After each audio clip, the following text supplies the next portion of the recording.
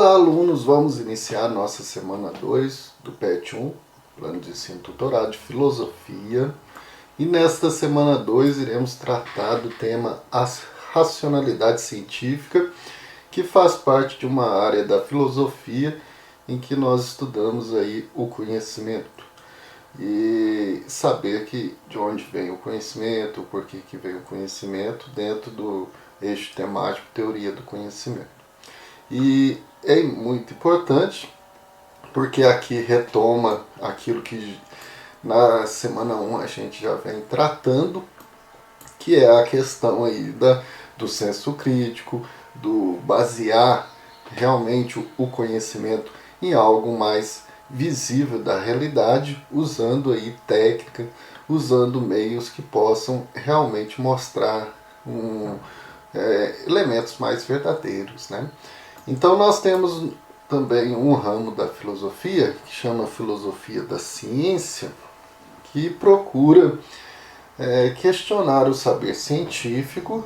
Isso daí porque se a gente percebe, principalmente quando entra a modernidade, há um avanço muito grande da ciência, das descobertas.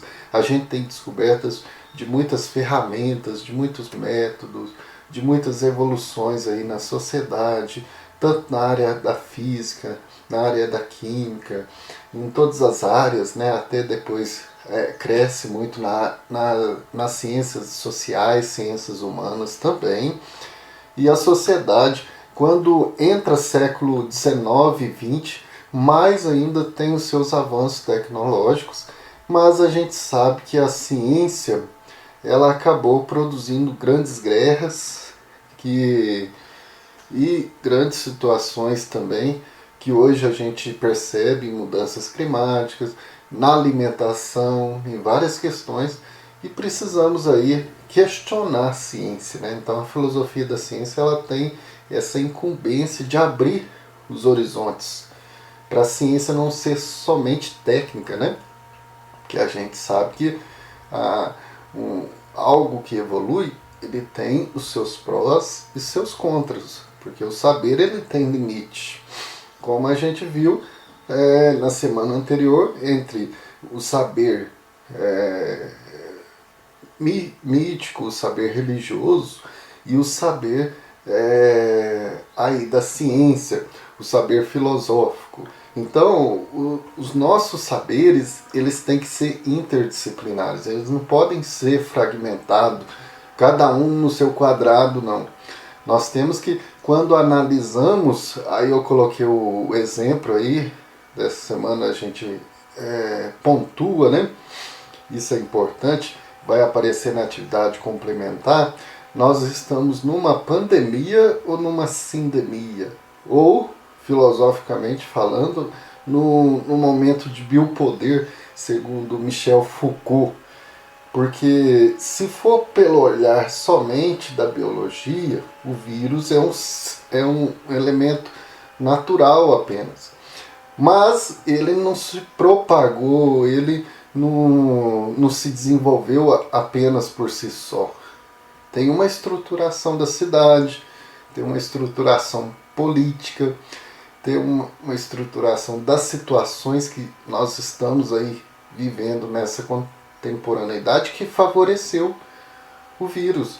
Então não é só uma questão natural da biologia, perpassa também questões de política, de filosofia, de sociologia e várias outras áreas do conhecimento que formam assim um problema de sindemia. Ou seja, é uma questão que envolve várias outras questões de outras áreas do conhecimento, e não apenas uma só. Então, o ser humano, ele, diante da ciência, ele tende a olhar um ponto só. Isso René Descartes nos ajudou, mas num contexto mais pós-moderno e contemporâneo, a gente tem que olhar as coisas num todo. É igual o ser humano quando aparece uma doença física, uma doença mental. Não é só aquilo ali pontuado, você passar um remédio. Envolve então emoções, envolve questões físicas juntas, questões até psicológicas e questões aí até religiosas. Tudo está integrado. Então ter esse olhar da ciência é um olhar mais integrado, não é um olhar fragmentado, um olhar unilateral. Então esse tema dessa semana é pontuado pela filosofia, que não é aqui olhar o histórico do desenvolvimento da revolução, da racionalidade científica, olhar a passagem da Idade Média para a Moderna, as revoluções que aconteceram aí na contemporaneidade. A filosofia não tem esse objetivo. Ela tem o objetivo de olhar e questionar até em que ponto a ciência nos ajuda e mostrar os prós e os contras, aquilo que são limites que podem ser superados com essa relação da interdisciplinaridade, várias disciplinas se interrelacionando. Então nós podemos perceber que há na sociedade assim muitas diferenças, né? Porque as pessoas que são muito científicas e aquelas que estão agarradas aos costumes, às evidências assim da tradição até hoje. Então voltamos aí à relação entre senso comum e senso crítico. Porque tem gente, igual aqui, qual que é a diferença dos milagres feitos por um curandeiro de uma tribo indígena e os milagres da ciência produzidos ao longo do tempo? Não quer dizer que um é melhor que o outro, mas um tem que se relacionar com o outro. Então a minha avó que passa um chá de dor de cabeça, isso daí é bom ou é ruim? São conhecimentos do senso comum que ela aprendeu, mas para determinada pessoa pode ser ruim ou pode ser bom. Não pode ser fechar os olhos ou negar também, falar que não serve. Então nós temos que ter uma postura mais aberta. Então a atitude científica ela não pode contradizer, eliminar e negar o senso comum. A gente sempre pontua, e na filosofia é importante perceber que o senso comum é o primeiro conhecimento. Aquelas coisas simples, as coisas ali da comunidade, tudo isso tem um ponto de partida. E o senso crítico não vem para negar. Quando você aprende um pouco mais com a filosofia, você começa a ler mais, se informar mais, se desenvolver intelectualmente, isso não pode dizer que você tem que negar suas raízes, negar aquilo que é do senso comum, dos costumes. Mas também nós temos que perceber que tudo é uma relação. O saber científico não é um saber que elimina. Apesar que os radicais, aqueles que se dizem cientistas, até ateus, de repente começa a ter uma visão muito fragmentada do conhecimento, fragmentada da vida, né? Querendo dizer que a ciência é mais. E a atitude do senso comum não pode dizer que ela é verdadeira por ser mais de tradição que vem aí com o tempo, né? Nós temos que relembrar aqui nesse contexto que quando se diz que a ciência desconfia da veracidade das nossas certezas, sempre questionando, o filósofo René Descartes, que é do século XVI para o século XVII ali, que foi um grande e importante pensador para a passagem da Idade Média para a Idade Moderna, um dos grandes. Então é dele o chamado método cartesiano, através de 4 passos, né, para desconfiar de tudo ou buscar realmente a verdade através do método, foi muito importante para o contexto da época. Se a gente for olhar lá no contexto em que qualquer coisinha que uma autoridade falava, isso era a verdade absoluta, sem qualquer comprovação, evidência.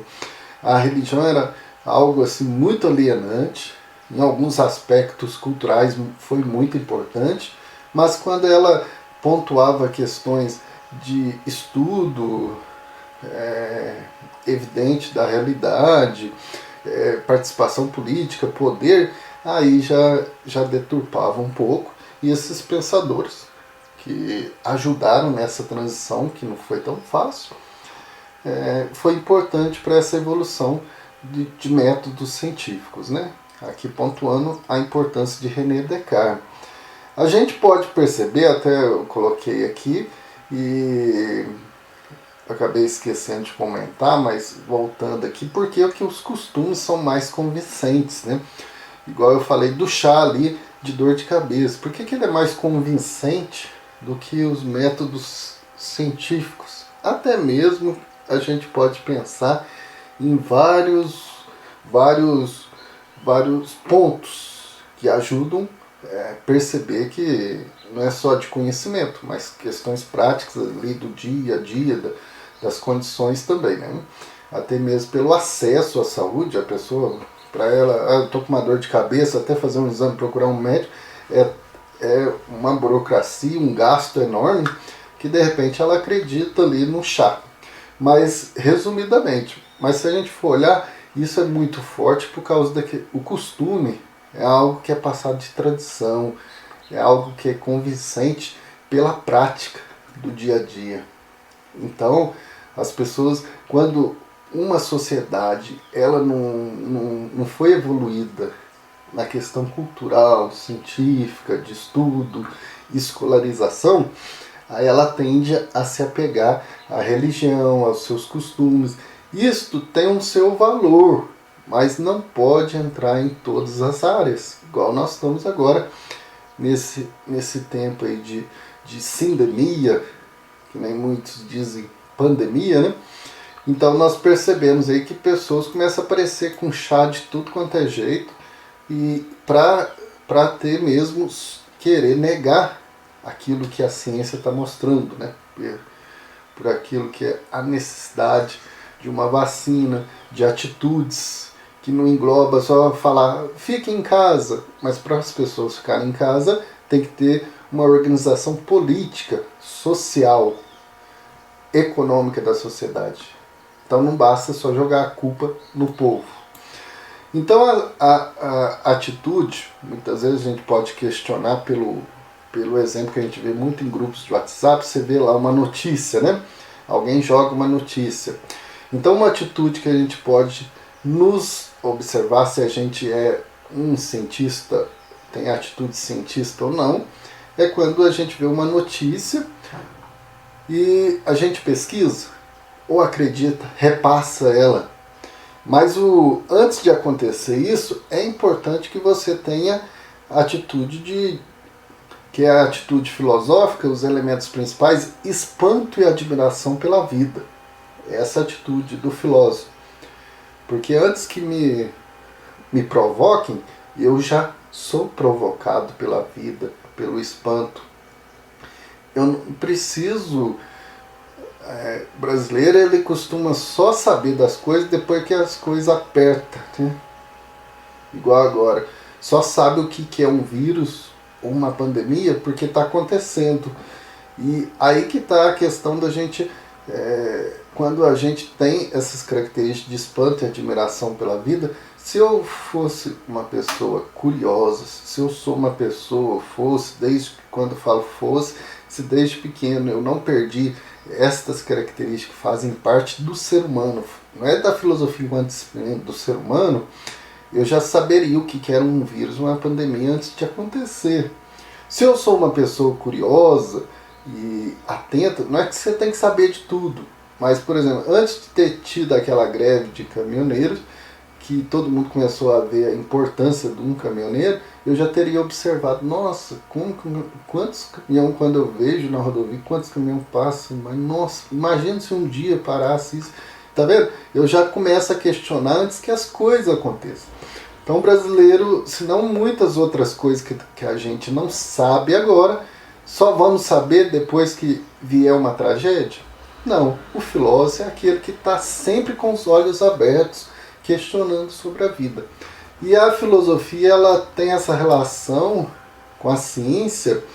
Por quê? Porque a filosofia ela tem as áreas que fica questionando, questões de religião, questões metafísicas, que estão além da realidade, mas ela puxa um pouco mais a cordinha, vamos dizer assim, para as questões objetivas, de um método, de uma sistematicidade, assim, de para você chegar num resultado, você tem que ter um passo a passo, você tem que ter um método mais sistemático, diário, de busca, né?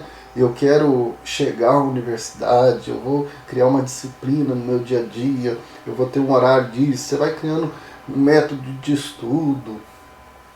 É homogêneo e generalizador, procura evidenciar alguns elementos aí empíricos ou até de estudo para chegar a um conceito mais universal. E homogeneizar, fazer com que há uma ligação entre as relações causais. Uma coisa tem a ver com a outra. O vírus, ele tem a ver com... Ele chegou a se espalhar porque ele tem a ver com como que a sociedade está organizada. O vírus está atingindo os mais pobres agora porque tem a ver com... Então você começa a pensar e fazer ligações. Tem a ver com como que as classes da sociedade, a organização da sociedade está influenciando nessa situação. Então não pode ser algo natural, naturalizado. Nós temos que pensar. E sempre o conhecimento ele é em constante renovação. Uma teoria, por isso que a gente fala teoria na ciência, aí vem outra teoria de Ruba, refuta, né? Refutar faz, supere, contradiz, ela contrapõe, então sempre renovando, sempre. Mas quando a pessoa, não, mas é melhor saber que o chá tal cura, eu tenho que ter uma resposta. Não, a pessoa que tem uma atitude científica, ela não tem preguiça, ela sempre está buscando a se renovar, né? E nesse sentido nós temos aí o método científico. O método científico, o que seria o método científico, né? Esse passo a passo para a gente organizar. Podemos pegar como exemplo as normas da ABNT, né? Para que eu quero organizar um texto? Eu posso mandar ele de qualquer jeito, sem parágrafo, sem título. Existe o método para você, porque ele é para facilitar para o cientista, facilitar para as pessoas, para mostrar de forma didática e para que o conhecimento não seja algo tudo espalhado, né? Sem sentido. Tem que ter um sentido. A ciência ela é uma ferramenta que se preza a fazer isso, a ser caminho, meio que possibilita ao ser humano chegar a lugares em que outro momento seria impossível. Então o método é para a gente facilitar, chegar. E durante toda a história, principalmente moderna, basicamente filósofos, cientistas chegaram a esses 4 passos aí que definem o método, né? Perceber, enunciar qual que é o problema que tem que ser resolvido. Então formular uma hipótese dele, fazer teste e chegar a uma conclusão. Então qual que é o problema que nós temos atualmente? Do vírus tal. Então nós vamos formular para criar uma vacina, né? A hipótese que pode acontecer isso. E depois fazer teste. Por isso que a gente viu aí a fase 1, fase 2, fase 3. Então que tem aí os seus métodos para chegar numa conclusão. Por isso que a importância da ciência. Alguém dizer, a vacina não vale nada. Mas teve todo o método para chegar até a vacina, né? Então nós temos aí a importância disso, de perceber que durante a história nós tivemos aí a passagem do mito para a filosofia, da Idade Média para a modernidade, para perceber que a ciência é muito importante na vida do homem. Mas que a filosofia vem para questionar a ciência também. Ela questiona o mito, questiona as questões do senso comum, a religiosidade, para ampliar, não é questionar para negar, não. Para ampliar o conhecimento e a vida das pessoas. Então, em síntese, o método científico relaciona fato, observação e teoria. E a filosofia vem para questionar se o método precisa ser renovado, Para que ele é usado? Só para benefício dos ricos, benefício de uma sociedade mecanizada, de máquina, e o ser humano, onde que entra as relações sociais.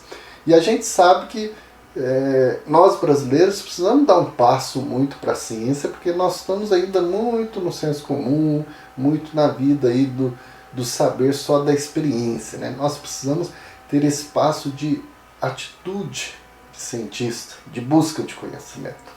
Então essa semana nos provocou muito. Nessa primeira parte do vídeo eu dei esse resumo, essa síntese rápida. Na segunda parte você vai ter mais detalhadamente esses elementos, principalmente em preparação para o Enem. E as atividades da semana são 3 perguntas objetivas, depois vai estar gravado um vídeo à parte que é a atividade complementar. Mas assim, aqui o que diz respeito ao PET, são 3 perguntas objetivas em relação à ciência, aquilo que mostra, qual que é, em relação a esse experimento aqui que cita, qual que é o objetivo dele. Todas as 3 são objetivas, né? E sobre a aceitação de uma hipótese. Então, muito tranquilo, mas que é importante a gente estudar nessa semana e aprofundar e perceber a importância da ciência, e que a filosofia vem para questionar a ciência nos seus métodos, no seu tipo de conhecimento, na sua epistemologia, se ela está realmente ajudando e ampliando aí a vivência humana, né? Bons estudos, boas leituras e até a nossa próxima aula. Um abraço a todos.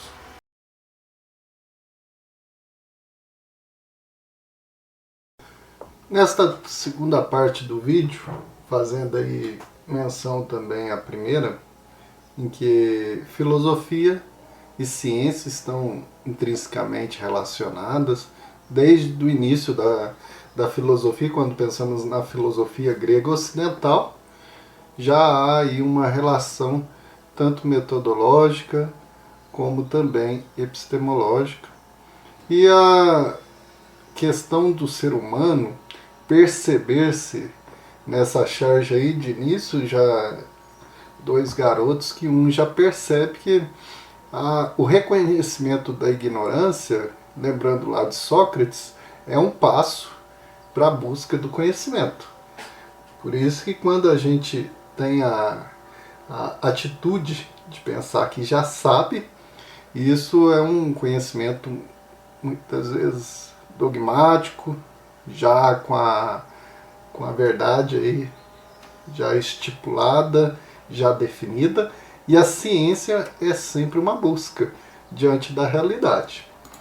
Então o primeiro passo é reconhecer aquilo que precisa ser dado passo mais metodológico, mais aberto, porque é preciso perceber que nós estamos no senso comum, ele é importante, ele é o primeiro conhecimento que nós temos da realidade, ali na minha casa, na minha família, na comunidade social, na comunidade religiosa.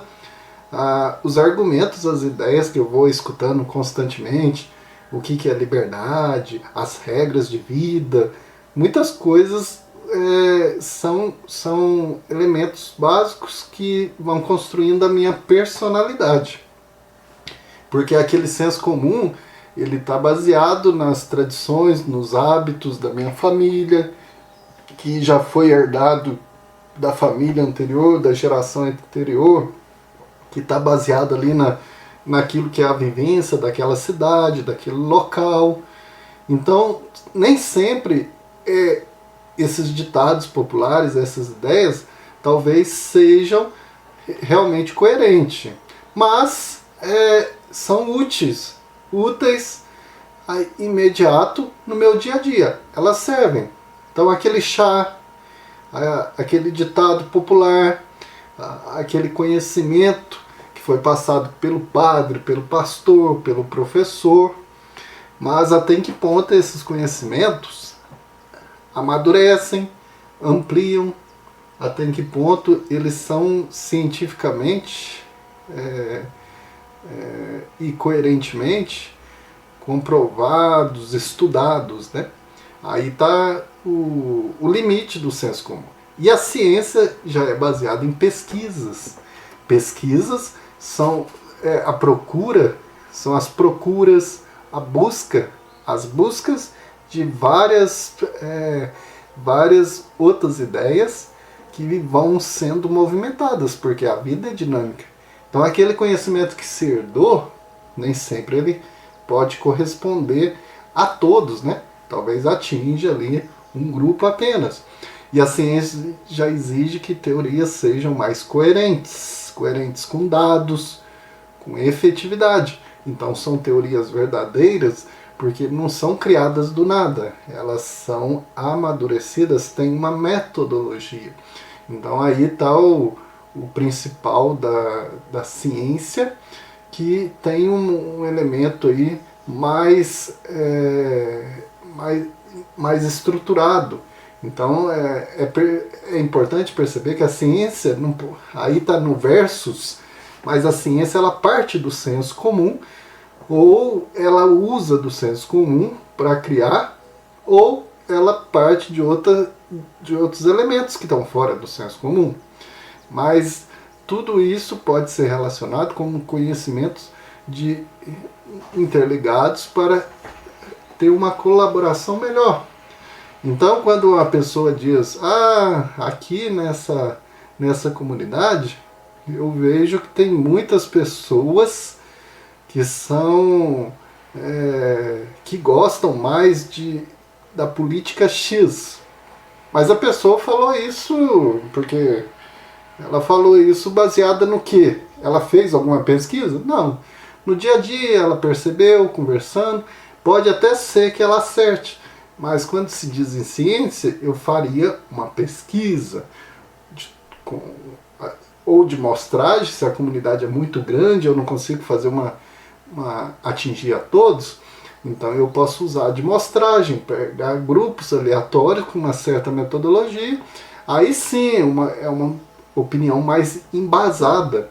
Agora uma opinião intuitiva, ela é quase que jogar na cena, ela pode ser verdadeira como pode errar, né?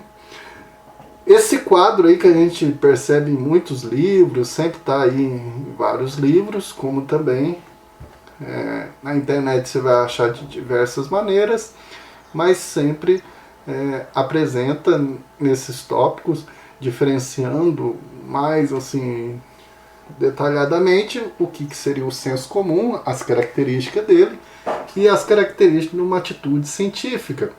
Interessante que é bom prestar bem atenção nessas características, que nas questões, quando aparece do Enem, elas sempre vão ser presentes.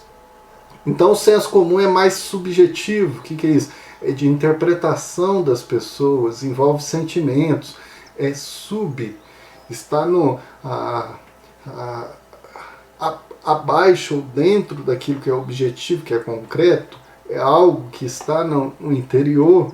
Então mostra mais uma relação pessoal de cada pessoa. Então eu tenho a minha opinião. Então isso daí é subjetivo. E a sua opinião, igual eu disse, você fala alguma coisa da comunidade, pode ser que se pesquisar, aí no caso é objetivo a ciência, porque a ciência vai fazer pesquisas objetivas com dados concretos, não uma opinião. Então essa opinião ela pode ser verdadeira ou não. Aqui a gente tem que deixar claro que não é que um é melhor do que o outro, mas determinado conhecimento, determinado trabalho vai exigir essa relação subjetiva ou a relação objetiva, né? Ou os dois interligados também, né?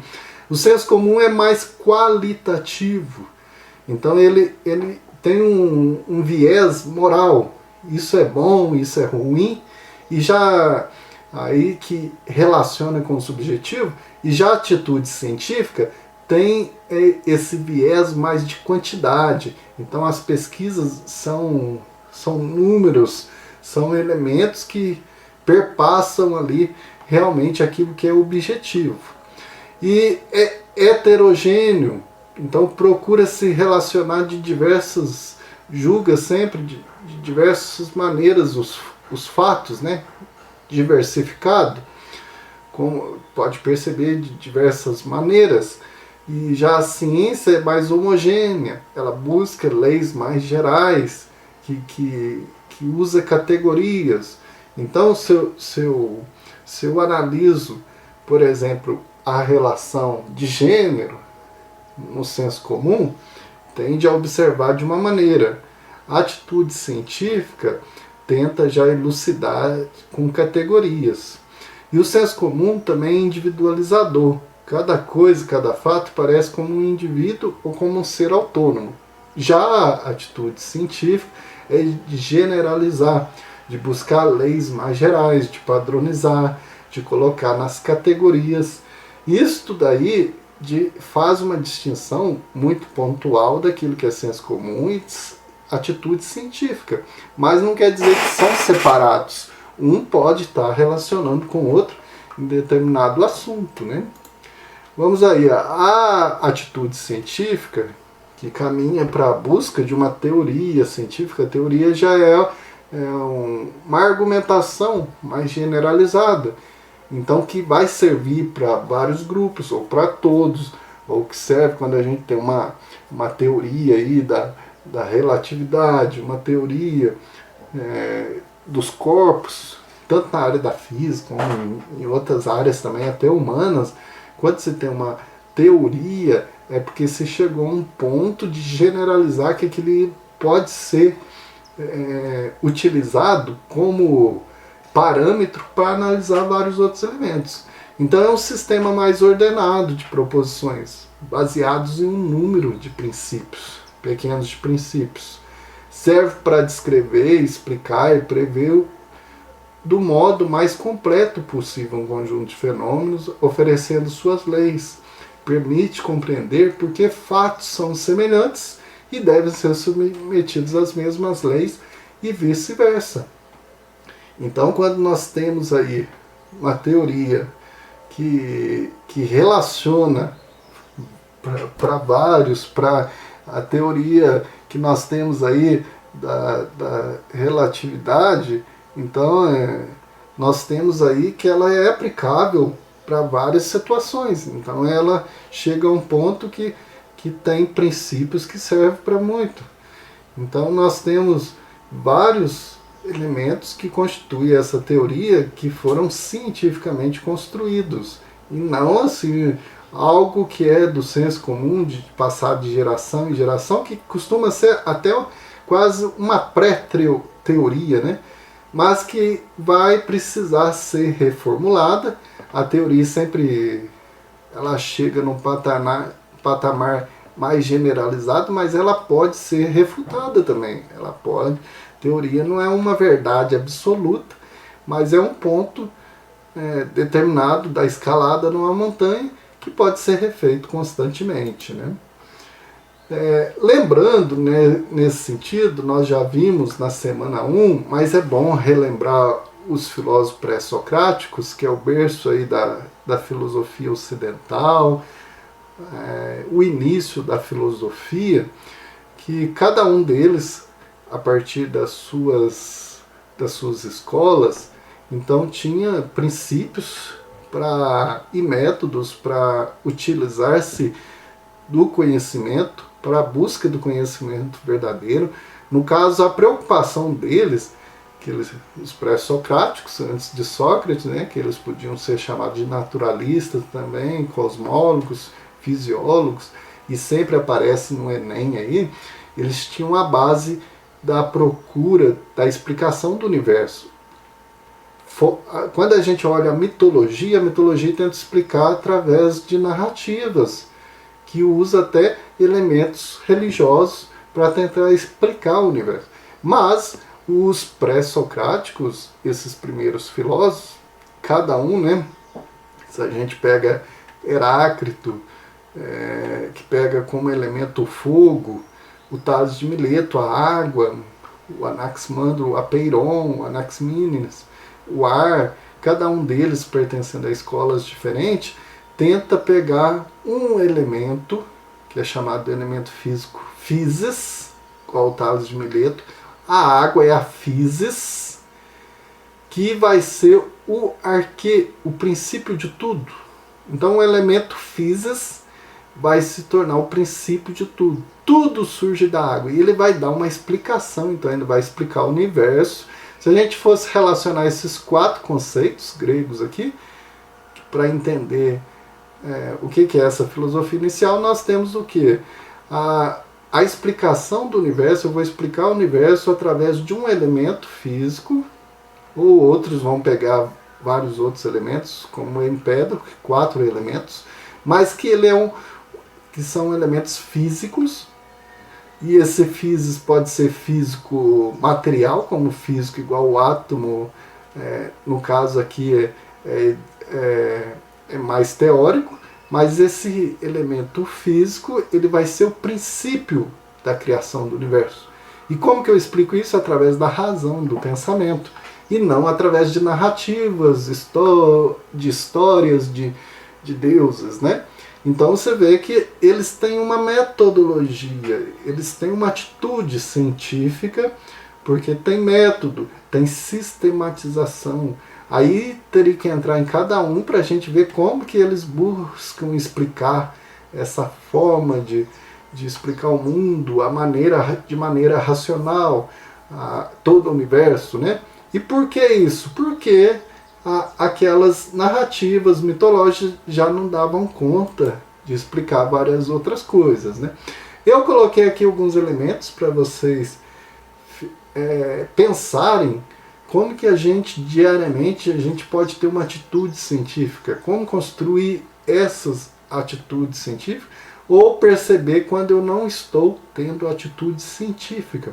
E ter atitude científica é buscar a verdade com mais metodologia, com uma sistematização que vai ter bons frutos. Uma coisa é eu plantar lá tomates sem muito critério científico. Não, aqui minha família costumou plantar dessa forma e dá tomate, vai dar, você vai ter a quantidade certa.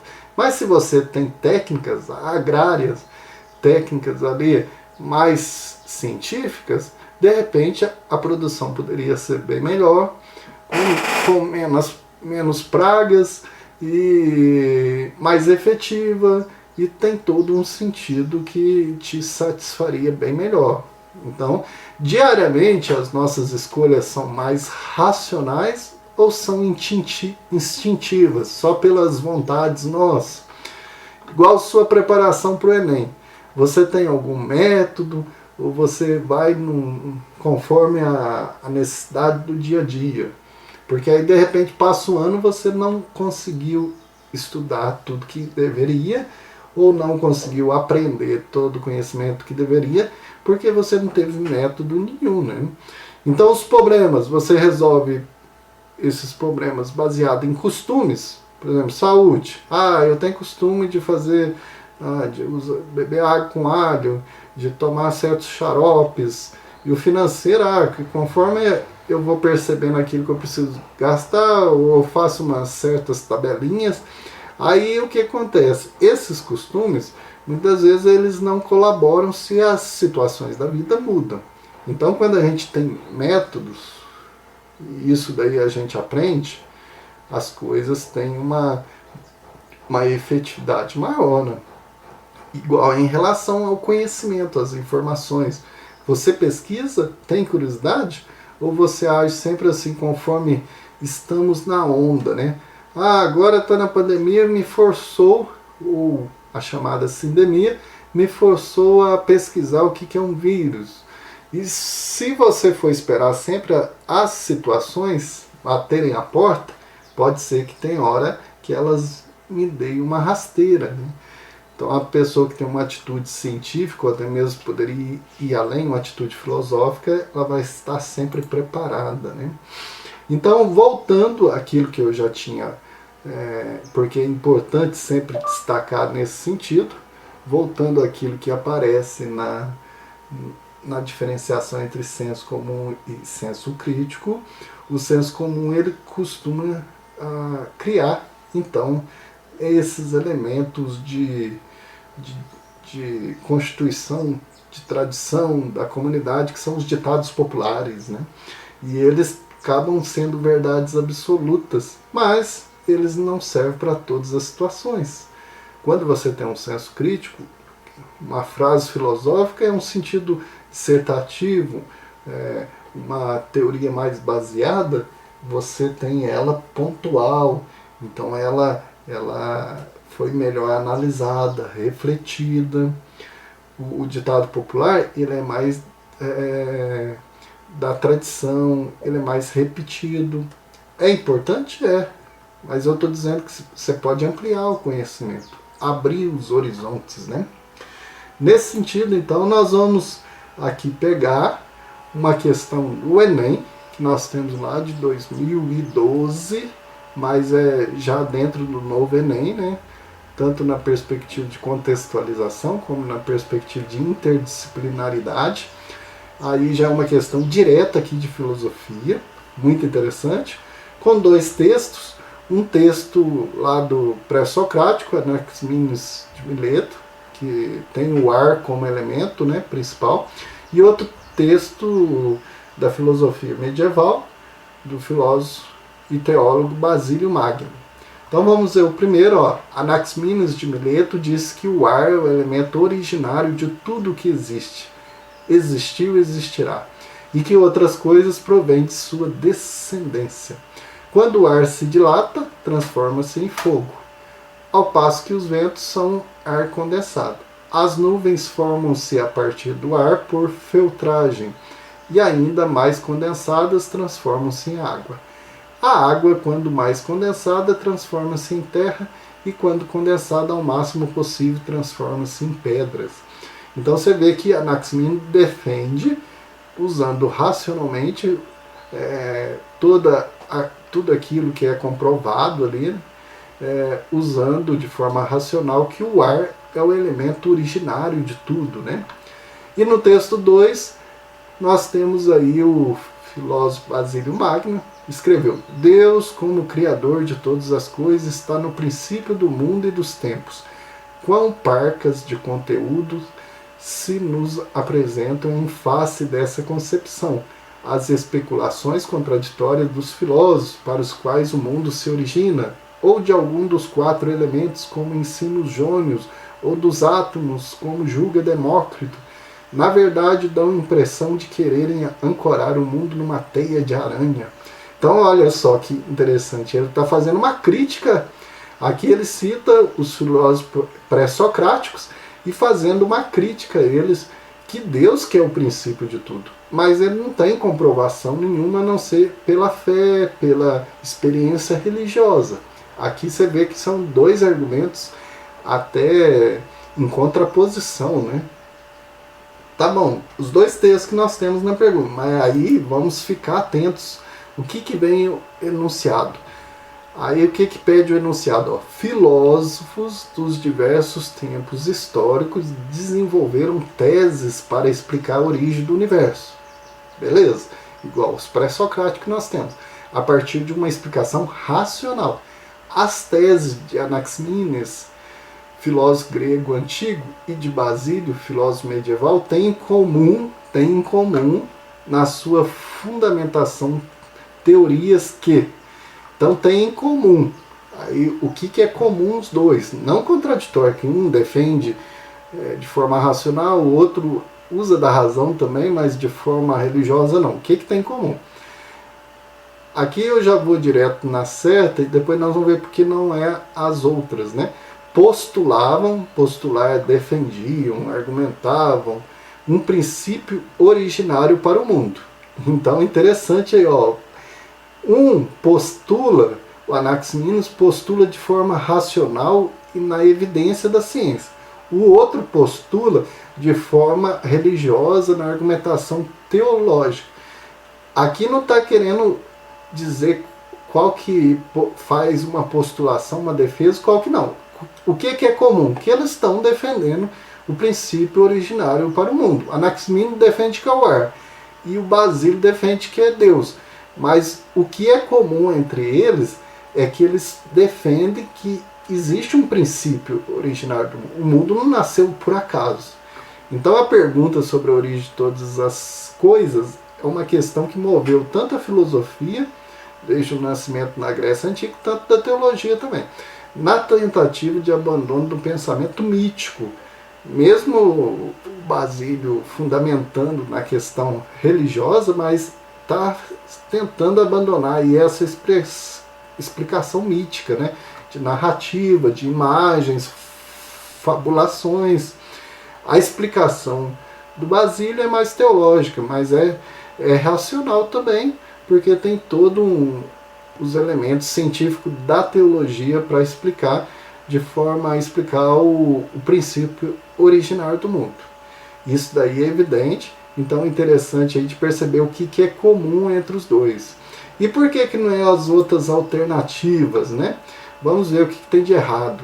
A letra A eram baseadas nas ciências da natureza. O do Basílio não. Aí, ó, o pensamento grego busca a compreensão da natureza, sim. Entretanto, o princípio estabelecido por Basílio é o fundamentado na ideia de Deus. É mais teológica. Letra B. Refutavam as teorias de filósofos da religião. Não, até que pode ser o Basílio, ele está até relacionando, porque ele era um teólogo, um filósofo, mas só que o Anaximínides não. Ele não refutava os filósofos da religião, que nem existiam na época ainda. Filósofo da religião vai aparecer bem depois. E a letra C. Tinham origens nos mitos das civilizações antigas? Não. Eles buscavam a explicação racional tentando abandonar essas narrativas mitológicas, né? Então o pensamento filosófico nasce da refutação. O que é refutar? É recusar, negar a presença dos mitos, né? Aqui tenta superar os mitos. E a letra E defendia que Deus é o princípio de todas as coisas? Sim, o Basílio, mas não Anaximínides, que ele era filósofo grego, pré-socrático, e na época o que existia de religião, apesar que todos têm elementos, valorizavam a religião, mas aqui eles tentam romper com a mitologia que é a religião grega, né? E apenas Basílio que defende essa ideia que Deus é o princípio das coisas. Então fica evidente aqui a letra D. É importante perceber os termos, né? E quando vai se resolver uma questão do Enem, principalmente perceber a questão do enunciado, o que está sendo pedido. Está sendo pedido aqui o que é comum na fala dos dois. Todos os dois defendem de modo diferente, mas o que é comum que eles defendem que o universo, as coisas, teve um princípio. Mesmo que Anaximínides fala que é o ar e Basílio fala que é Deus, mas o que é comum ali que eles defendem que existe um princípio. Isso é comum. Então nós temos aí, resolvemos mais uma questão que é bom a gente perceber, né? E a gente indica também, eu indico aí para vocês o filme Ágora. Vocês vão achar aí, quem tem assinatura de filmes vai achar na internet, no YouTube você acha também. Ele aparece com o nome de Alexandria. Ágora é aquele lugar da Grécia Antiga, em cima, onde os gregos se reuniam para conversar. Ágora é qualquer lugar onde você se reúne para discutir as questões da cidade, né? Tem algumas escolas antigas que construíam aqueles lugares para as pessoas. Alguns é tipo um buraco, assim, cheio de escadinha, outros de diversas maneiras, para discutir sobre questões de política, filosofia. A Ágora é um lugar para se encontrar, para se instruir, né? Para aprender. E esse filme ele retrata a biblioteca de Alexandria, no Egito, na época aí, quarto século depois de Cristo, né? E retrata a filósofa, uma mulher filósofa, né? Que era algo raro até pouco tempo, até a gente quase não escuta falar muito de filósofos mulheres, né? Chama Hipátia. ela era professora, e tem toda uma narrativa ali dos alunos dela, que tinha uma relação também com a religião, principalmente os cristãos ali, e que se apaixonam por ela, mas ela é muito dedicada, é uma filósofa que não vai casar, que é celibatária e quer dedicar ao ensino, né? Mas há um confronto muito grande entre filosofia e religião nesse filme, principalmente porque tem as pessoas fanáticas que aparecem ali no filme, alguns cristãos fanáticos, que depois vão botar fogo na biblioteca, mas é um filme interessantíssimo para a gente entender essa relação entre religião e filosofia, senso comum e atitude filosófica, né, para pensar um pouco mais sobre isso. Então a gente termina aqui nosso percurso de argumentação de todo esse assunto. Um abraço a todos, bons estudos e até a nossa próxima aula.